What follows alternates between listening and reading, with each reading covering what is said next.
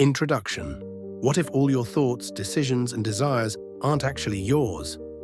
What if there's a hidden force inside you that's been controlling your life since day one and you don't even realize it? If you're tired of repeating the same mistakes, sabotaging relationships, feeling like something is holding you back, maybe it's your shadow, maybe it's the archetypes, maybe it's the collective unconscious demanding attention. Carl Gustav Jung wasn't just a psychologist. He was a cartographer of the human soul who dared to look where no one else had the courage to go. And what he discovered can change everything you think you know about yourself. Be careful. Once you understand Jung's ideas, there's no turning back. Who was Carl Jung? Carl Jung was born in Switzerland in 1875.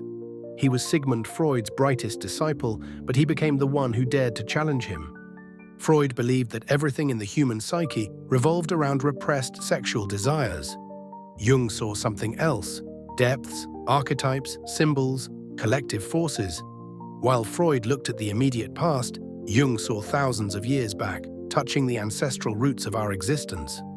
Jung created analytical psychology, a path that doesn't seek to erase what's wrong in you, but to understand, integrate, make conscious what has been rejected and hidden. As Jung himself said, until you make the unconscious conscious, it will direct your life, and you will call it fate. The collective unconscious. Most people think their thoughts, feelings, and fears are uniquely theirs, that everything happening in the mind is the result of personal experience. But Jung radically challenged this idea. He discovered the collective unconscious, a deeper layer of the psyche, older and more powerful, that doesn't belong to you but still governs you.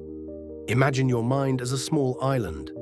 All your memories, traumas, stories are there. But beneath this island exists an invisible, dark ocean shared by all humanity. A sea where symbols, images, and patterns that have been forming for thousands of years swim. These are ancient myths, primordial archetypes, forces that existed long before you were born and still live within you. This is why different civilizations at different times created similar myths with heroes, sages, monsters, journeys, and redemptions. These stories aren't just cultural inventions, they're reflections of the very structure of the human soul. Ignoring the collective unconscious is like ignoring gravity. You can pretend it doesn't exist, but it will still pull you down. The shadow, your dark side. Have you ever done something you deeply regretted later and couldn't even explain why? Exploded with anger at someone, then said, "I don't know what came over me"? Then you've already met your shadow. You just didn't have the courage to look at it. Every person carries within themselves a dark side, a rejected, repressed, denied part made up of everything you don't want to admit exists in you. Your most shameful impulses, unacceptable desires, weaknesses, arrogance, cruelty, neediness, vanity, rage. All of this lives inside you, and the more you try to suppress it, the stronger this force becomes. The shadow is everything you tried to hide to be accepted. It's what you had to suffocate to fit in. It's the child that was pruned, the teenager who had to be silent, the adult who learned to smile while crumbling inside. Here's the brutal truth. Everything you don't face in your shadow starts to control your life beneath the surface. The shadow manifests in your judgments of others, in anger that explodes for no reason, in shame that paralyzes, in the internal voice saying you're not good enough. But there is a way. The shadow isn't just destruction, it also contains power. Raw energy that, if properly harnessed, can transform you completely. Individuation, the path to wholeness.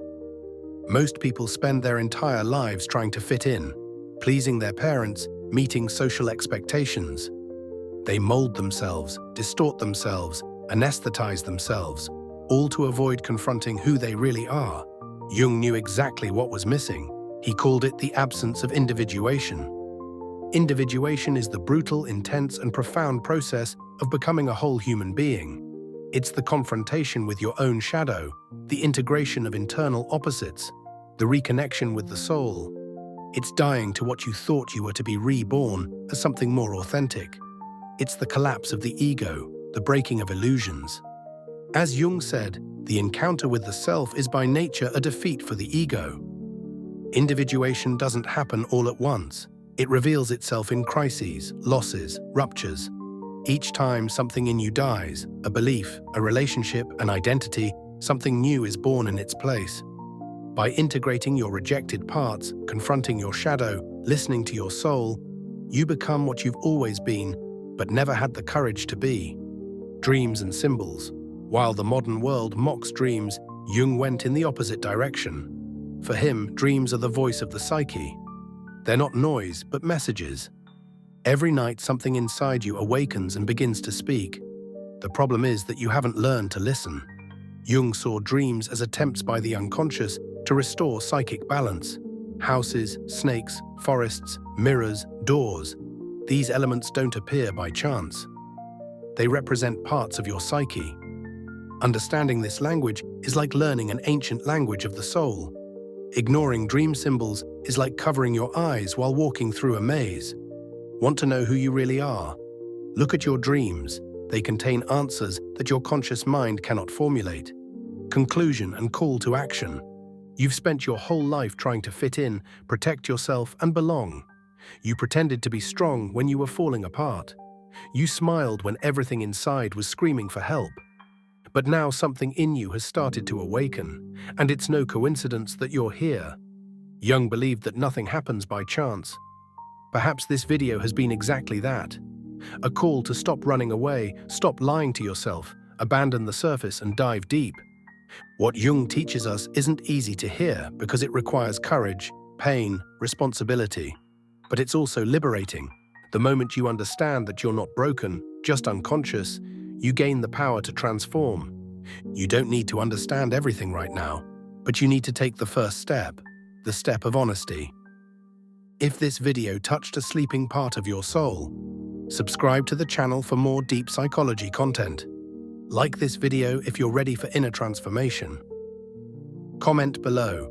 Which of Jung's ideas shook you the most? What part of your shadow do you know you need to examine but are still avoiding? Just by putting this into words, you're already bringing light to the unconscious. And this is the beginning of liberation. The soul, when awakened, wants more. Continue this dive. You're only at the beginning of the greatest transformation of your life.